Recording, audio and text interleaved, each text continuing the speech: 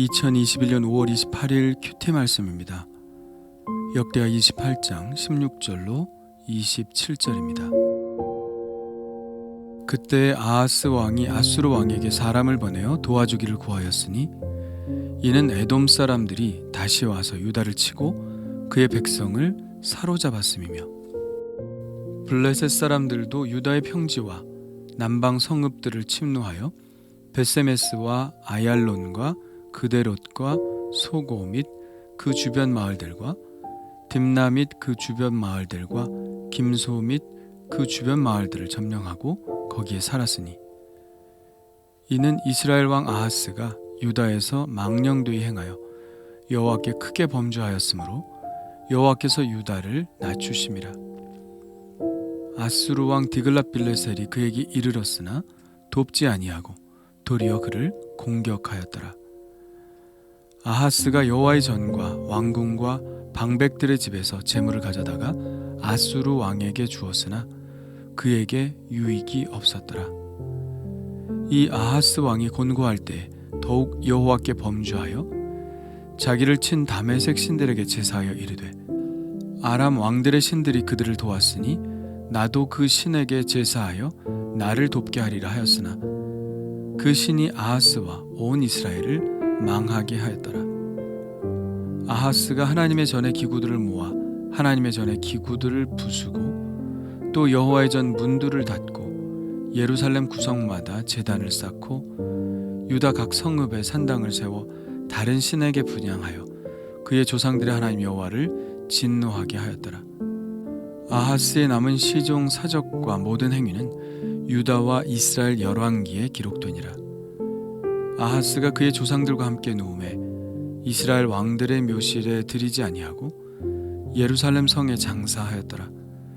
그의 아들 히스기야가 대신하여 왕이 되니라. 아멘.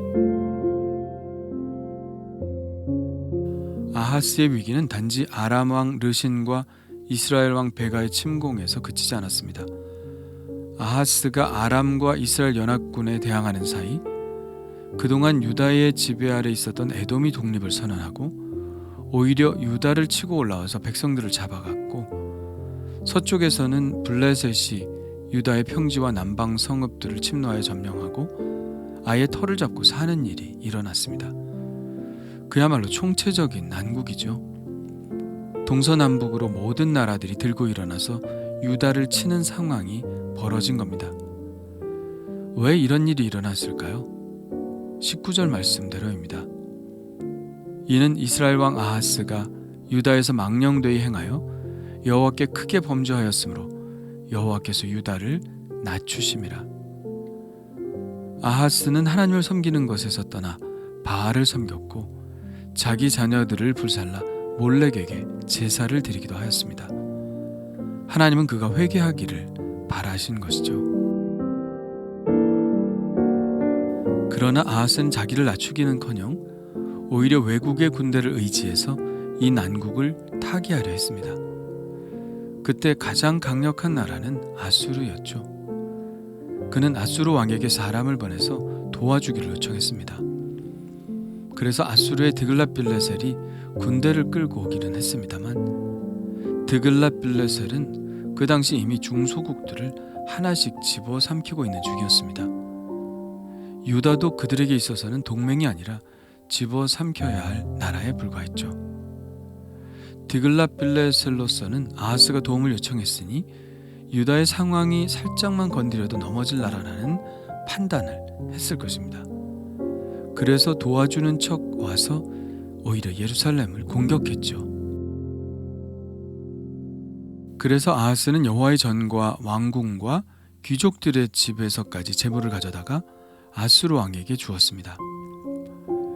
열왕기하에 의하면 그제야 비로소 드글랏빌레셀은 아람의 다메섹을 쳐서 점령하고 아람 왕 르신을 죽입니다. 아하스는 아람의 위협으로부터 벗어나게 된 것이죠. 이 사건을 목도한 아하스는 이번에는 다메섹 신들에게 제사를 드리기 시작합니다. 그의 논리는 그것입니다. 아람 왕들의 신들이 그들을 도왔으니 나도 그 신에게 제사하여 나를 돕게 하리라. 여기서 아람이라고 하는 것은 사실 아수르입니다. 아수르가 이미 아람의 다메섹을 정복한 상태였기 때문에 아람이라고 쓴 것이죠. 열왕기에 의하면 아하스는 아수르 왕 드글랏빌레셀의 부름을 받고 그를 만나기 위해 다메섹으로 갑니다.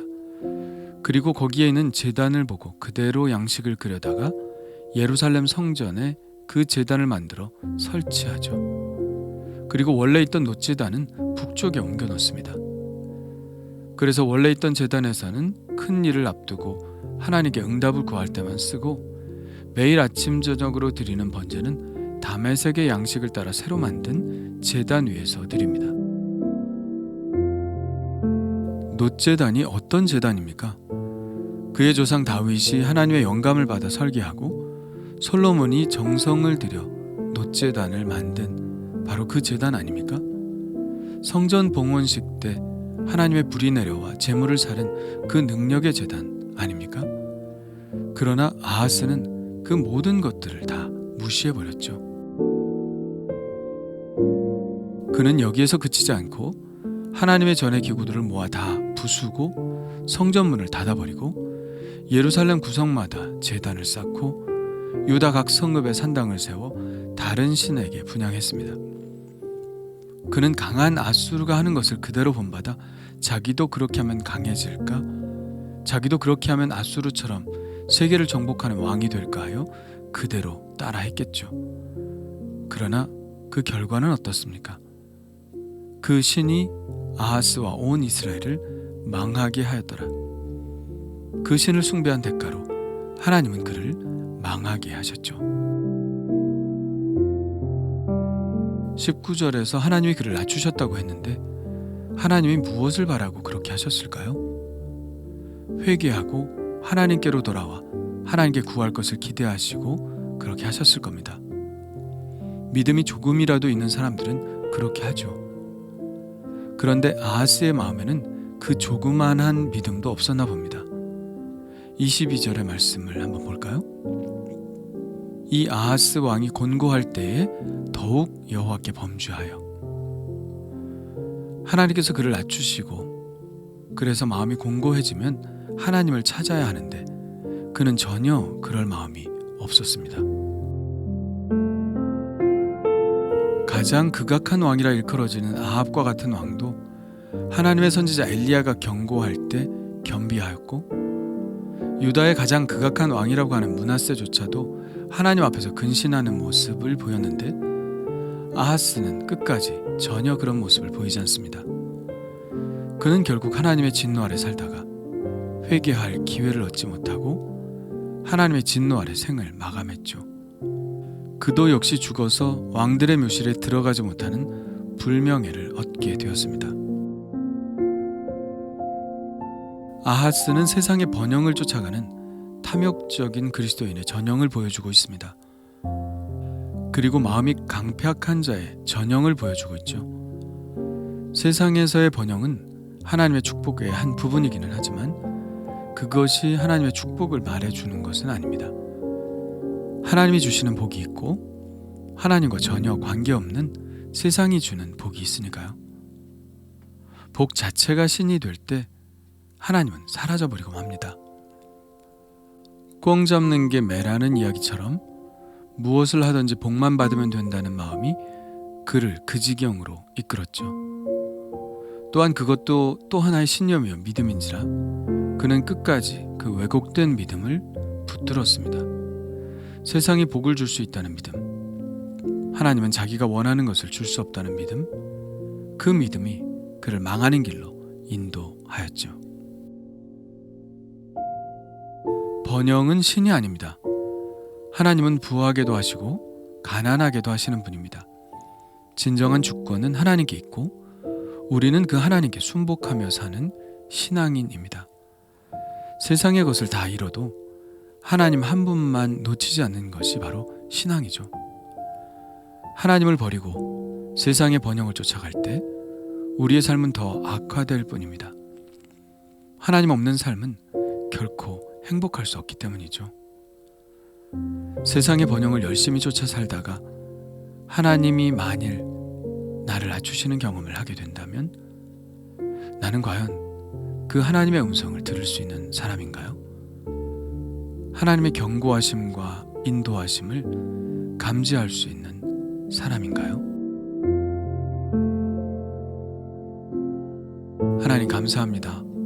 세상의 번영을 따라가다가 아하스처럼 망하는 인생 살지 않게 하옵소서.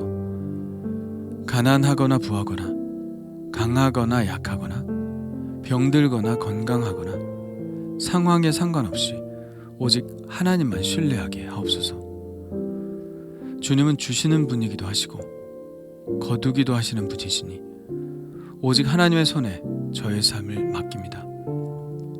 제가 하나님을 붙들 수밖에 없는 것은 세상에 있는 모든 것이 결코 저의 소망이 되지 못하기 때문입니다.